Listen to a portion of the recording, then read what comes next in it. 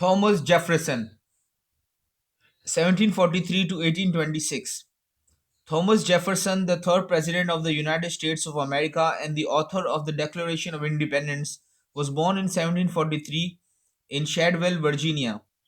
His father was a surveyor and a successful planter who eventually left a large estate to his son. Jefferson attended the College of William and Mary for 2 years, but left without receiving a degree. Afterward, he studied law for several years, and in 1767 he was admitted to the Virginia bar. Jefferson spent the next 7 years as a practicing lawyer and a planter. He also became a member of the House of Burgesses, the lower house of the Virginia legislature.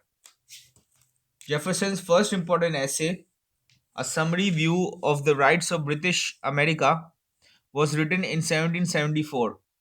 The following year, he was chosen as one of Virginia's delegates to the Second Continental Congress, and in 1776 he drafted the Declaration of Independence. Later that year, he returned to the Virginia legislature where he played a leading role in the adoption of several major reforms. Two of his important proposals were the Statute of Virginia for Religious Freedom and a bill for the more general diffusion of knowledge, which concerned public education. Jefferson's proposal on education included public elementary education available to all, a state university in which the more gifted could receive a higher education, and a system of scholarships. His educational plan was not adopted by the state of Virginia at that time, although similar plans were later instituted by virtually all the states. The statute concerning religious liberty is noteworthy in that it provided for complete religious toleration and for the complete separation of church and state. There was considerable opposition to Jefferson's proposal, but it was eventually passed by the Virginia legislature. The same ideas were soon adopted in the Bills of Rights of other states and later in the United States Constitution as well. Jefferson served as governor of Virginia from 1779 to 1781. He then retired from political life. During his retirement, he wrote his only book, Notes on the State of Virginia. The book contains, among other things, a clear statement of Jefferson's opposition to the institution of slavery.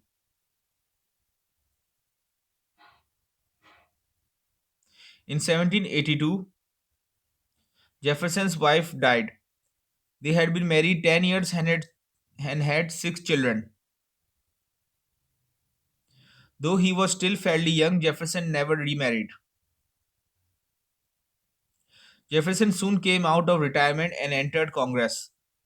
There, a proposal of his for a decimal system of coinage was adopted. However, a similar proposal of his for a decimal system of weights and measures was not approved. He also introduced a proposal which would have prohibited slavery in all new states. However, it was defeated by a single vote. In 1784, Jefferson went to France on a diplomatic mission. There, he soon succeeded Benjamin Franklin as the American ambassador. He stayed in France for 5 years and was therefore absent from the United States during the entire period in which the United States Constitution was drafted and ratified. Jefferson favored adoption of the Constitution, though, like many others, he strongly believed that a Bill of Rights should be included.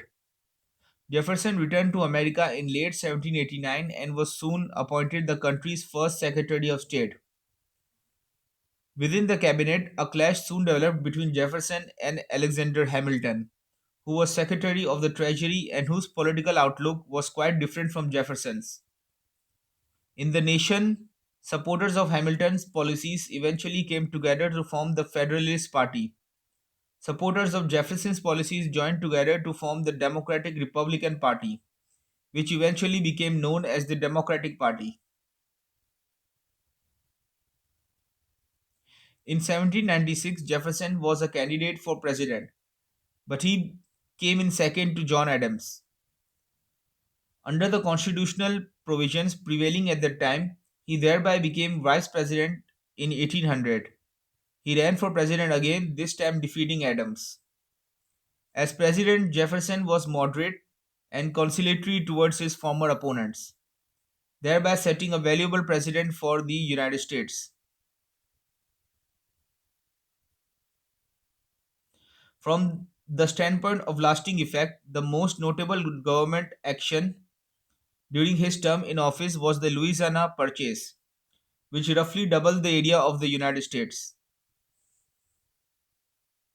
The Louisiana Purchase, perhaps the largest peaceful transfer of territory in recorded history, helped turn the United States into a great power and was an event of far reaching importance.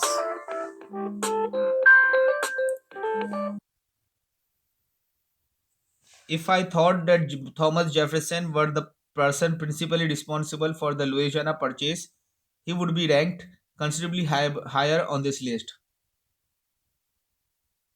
However, I believe that the French leader Napoleon Bonaparte, by making the crucial decision to sell the territory to the United States, was actually chiefly responsible for the transfer.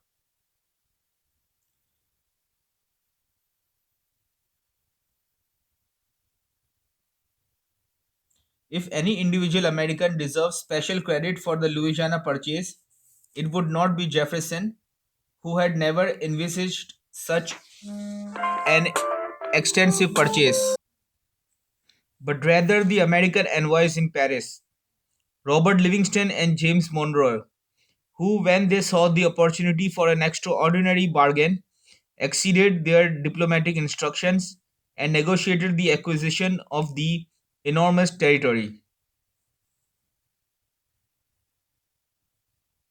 It is noteworthy that Jefferson, who wrote his own epitaph, did not include the Louisiana Purchase as one of his principal achievements. Jefferson was re elected president in 1804. However, in 1808, he chose not to run for a third term, thereby reinforcing the precedent which George Washington had set. Jefferson retired in 1809, and his only subsequent governmental activity was in connection with the founding of the University of Virginia. He thereby saw a portion of the educational program he had suggested to the Virginia legislature 43 years earlier finally put into practice. Jefferson died on July 4th, 1826, the 50th anniversary of the Declaration of Independence, after more than 83 years of a full and well spent life.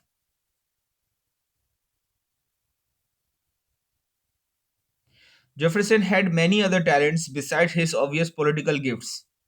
He knew 5 or 6 foreign languages. He was interested in natural science and mathematics. He was a successful planter who engaged in scientific farming. He was also a manufacturer, minor inventor, and skilled architect. Because Jefferson's talents and personal qualities were so outstanding, it is easy to overestimate the actual influence he has had on history. In assessing his true importance, we should perhaps start by considering the Declaration of Independence, since drafting that is usually considered to be his outstanding achievement.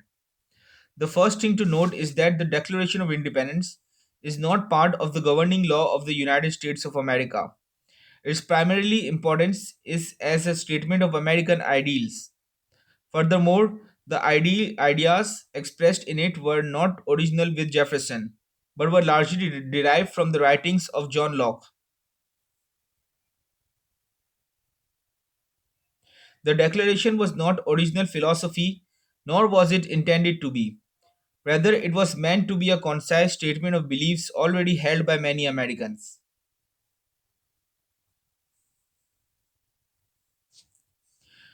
Nor was Jefferson's magnificent phrasing of the Declaration responsible for the American decision to declare independence.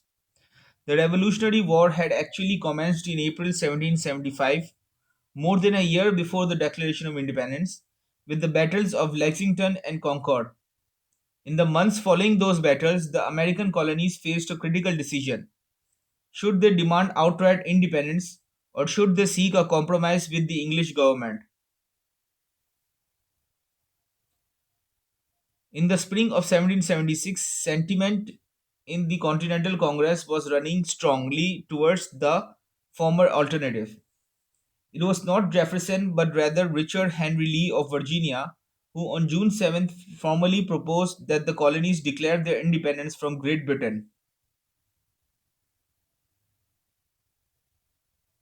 The Congress decided to postpone a vote on Lee's resolution for a few weeks and appointed a committee, headed by Jefferson, to meanwhile prepare a public statement of the reasons for declaring independence.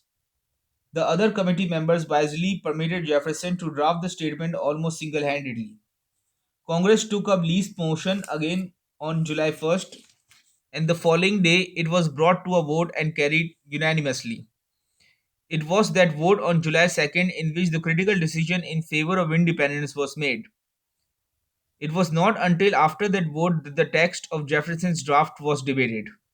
It was adopted by Congress 2 days later on July 4th, 1776. Even if the Declaration of Independence was not really as important as most people think, would not Jefferson's other achievements still entitle him to a higher position on this list? In his epitaph, Jefferson mentioned the two other achievements for which he most wished to be remembered. One of those, his role as the founder of the University of Virginia, although certainly very praiseworthy, is hardly of sufficient importance to greatly affect his overall position on this list. The other accomplishment, his authorship of the Statute of Virginia for Religious Freedom, is quite significant indeed. Of course, the general idea of religious freedom had been expressed by several prominent philosophers before Jefferson, including John Locke and Voltaire. However, Jefferson's statute went considerably further than the policies which had been advocated by Locke. Furthermore, Jefferson was an active politician who succeeded in having his proposals enacted into law, and Jefferson's proposal influenced other states when they drew up Bill of Rights. That brings up another question. To what extent was Thomas Jefferson responsible for the adoption of the Federal Bill of Rights? Jefferson was certainly representative of those persons who wanted to have a Bill of Rights. Indeed, he was one of the intellectual leaders of that group. But Jefferson, who was out of the country from 1784 until late 1789, was unable to lead the fight for a Bill of Rights during the crucial period immediately following the Constitutional Convention. And it was James Madison who played the principal role in actually getting the amendments through Congress.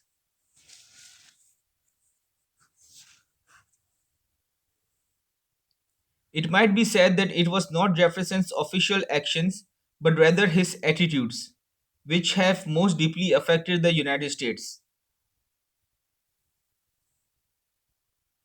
However, it is rather doubtful to what extent Jefferson's ideas are actually accepted by the American people. Many persons who honor the name of Thomas Jefferson support policies quite contrary to his. For example, Jefferson strongly believed in what we today would call small government, a characteristic phrase is a wise and frugal government which shall restrain men from injuring one another, which shall leave them otherwise free to regulate their own pursuits of industry and improvement. Possibly Jefferson's viewpoint was right, but the elections of the last 50 years indicate that his words have not convinced the majority of the American public. As a second example, Jefferson was strongly opposed to the view that the final power to interpret the Constitution rested with the Supreme Court, which could therefore declare a law unconstitutional even though it had been passed by Congress. Such a view, he felt, was contrary to principles of democratic government. The preceding paragraphs perhaps make it sound as if Thomas Jefferson had rather little influence and does not belong in this book at all. But too great a concern with details can sometimes cause one not to see the forest for the trees.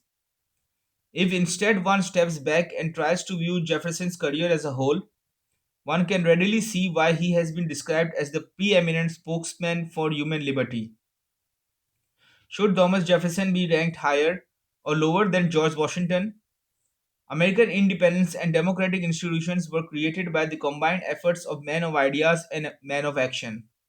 While both were essential, I believe that in general the ideas were the more important contribution. On the executive side, George Washington plainly played the dominant role. Credit for the ideas, however, must be divided between a large number of men, including Americans such as Jefferson and James Madison, and Europeans such as John Locke, Voltaire, and many others. It is for that reason that Thomas Jefferson, despite his enormous talents and prestige, has been ranked substantially below George Washington on this list.